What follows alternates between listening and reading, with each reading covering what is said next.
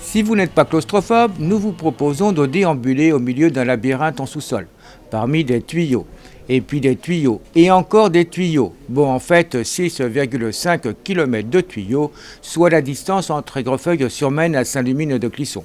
Bon, remontons et découvrons le futur centre aquatique d'Aigrefeuille-sur-Maine lors de cette visite de chantier.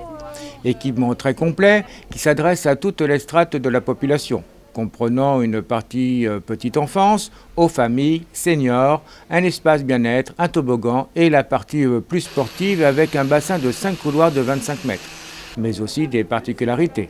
Alors avec des particularités bien précises, la partie petite enfance avec une pataugeoire et un splash pad, c'est-à-dire des jeux d'eau, donc très ludique, avec une partie famille. Le bassin loisir avec un bassin d'apprentissage de couloir de 15 mètres, la rivière à contre-courant, un bassin progressif. Donc ça c'est sur la partie loisir. L'espace bien-être avec hammam, sauna, douche massante, patio avec jacuzzi.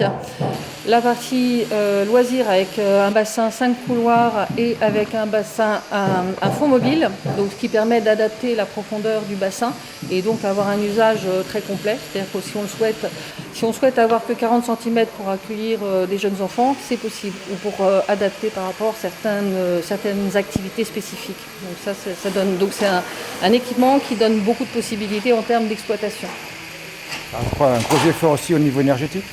Alors sur le plan énergétique, il y a eu quand même un cabinet d'études Spécial Fluide qui a travaillé avec la ressource principale et le gaz, mais couplé avec de la géothermie sur l'eau chaude sanitaire, donc avec un équipement très performant.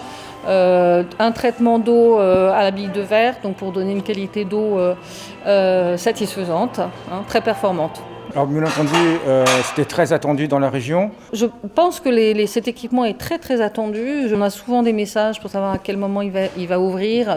Qui plus est, il se situe sur un passage, c'est-à-dire que des gens qui viennent travailler auront aussi la possibilité d'ouvrir sur une matinale, c'est-à-dire ouverture un matin par semaine à 7h30. Donc quelqu'un qui veut venir se baigner avant d'aller travailler. Donc ça c'est un peu la nouveauté avec une offre de service qui est très qualitative. Puisque je n'ai pas parlé du lit hydromassant, mais qui vient en complément de l'offre bien-être. Je pense que les gens sont très, très en attente de l'ouverture de cet équipement.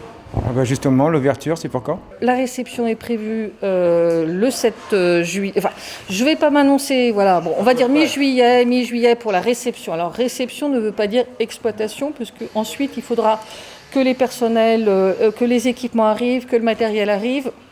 Donc, on va dire qu'on espère une exploitation, une ouverture courant du mois d'août pour le tout public, pour pouvoir faire les derniers réglages et pouvoir, dès septembre, accueillir toutes les activités scolaires, activités, tout public.